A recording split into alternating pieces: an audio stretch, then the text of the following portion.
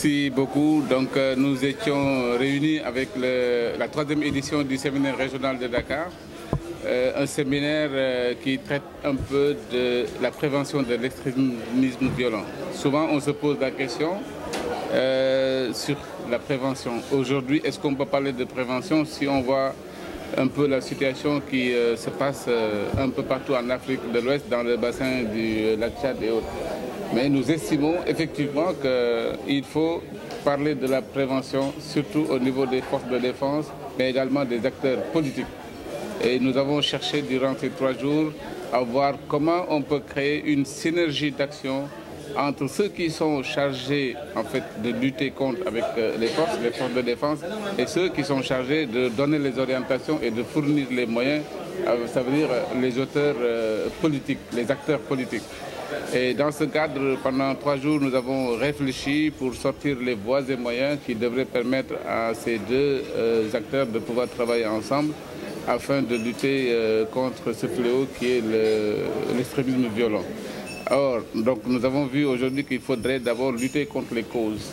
Lutter contre les causes, c'est essayer de voir comment lutter contre l'injustice, contre l'inéquité, contre l'absence d'espoir pour tous ces jeunes gens qui peut-être peuvent être attirés par l'extrémisme violent.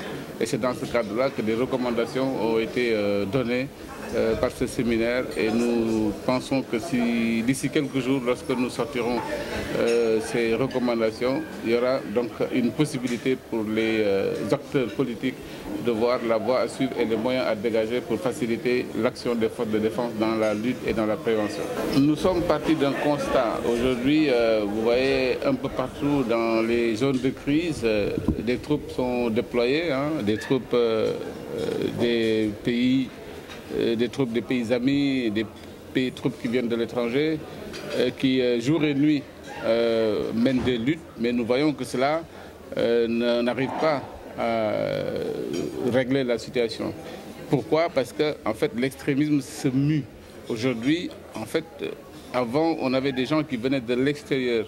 Maintenant, de plus en plus, nous voyons que c'est des gens de la communauté elle-même qui sont les porteurs de violence. Et c'est dans ce cadre-là que nous avons dit qu'il faudrait de plus en plus qu'il y ait des actions à mener envers ces populations pour éviter la radicalisation, pour éviter qu'ils s'engagent dans ces voies de violence. Et pour cela, il y a un certain nombre d'actions que les forces de défense et de sécurité peuvent mener. C'est-à-dire d'abord amener ces forces à comprendre que leur rôle, c'est de protéger. Et pour protéger, il faut que la personne protégée ait confiance. Donc il faut qu'on essaie de bâtir une confiance entre les forces qui sont chargées de la protection et les populations elles-mêmes qui doivent être protégées. Donc nous avons dégagé quelques voies qui devraient permettre, si elles sont suivies, de renforcer en fait l'action de prévention des forces. Cette stratégie voit d'abord dans le système de recrutement des forces de défense et de sécurité. Il faudrait que en fait, ce système de recrutement soit un système universel, c'est-à-dire que tout citoyen qui remplit les conditions et qui veut s'engager dans les forces de sécurité puisse le faire s'il remplit les critères qui sont fixés.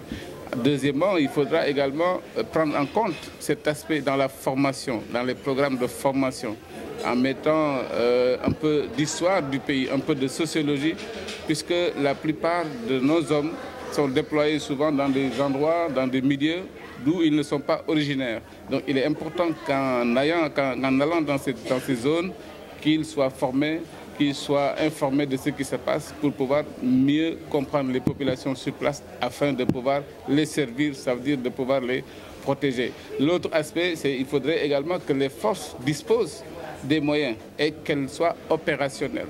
Puisque si vous n'avez pas la capacité en tant que force de vous imposer, de combattre, d'avoir le succès, il ne faut pas attendre en retour que les populations aient en fait confiance en vous dans la mesure où vous n'avez pas démontré votre capacité en tant que force à venir à bout des extrémistes violents.